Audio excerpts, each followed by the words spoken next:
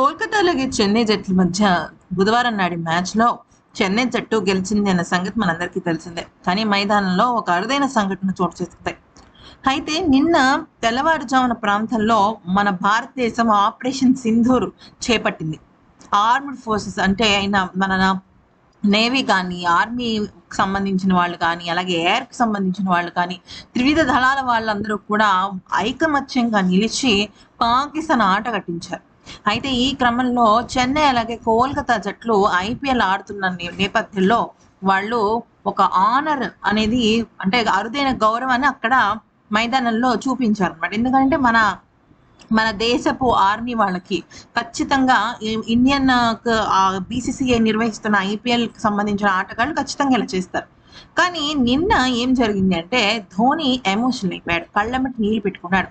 సాధారణంగా ధోని చాలా నిబ్బుగా ఉంటాడు.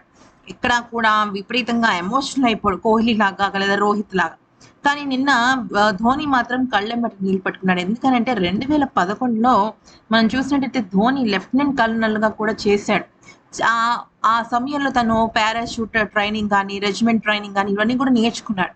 బహుశా ఆ విషయం మీదో లేకపోతే ఒక రకమైన దేశానికి సంబంధించిన గర్వమో తెలీదు గానీ, మనందరికీ కూడా నిన్న చూడండి ఆపరేషన్ సింధూర్ సక్సెస్‌ఫుల్‌గా పూర్తి చేసి పాకిస్తాన్ ఆట కట్టించాం అనంగానే చాలా ఎమోషనల్ అయిపోతాం మనందరం భారతీయులందరం కూడా. బహుశా అదే నిన్న జరిగి ఉండొచ్చు అంటూ అందరూ కూడా కింద కామెంట్స్ పెడుతూ వచ్చారు ధోనికి సంబంధించిన అభిమానులు.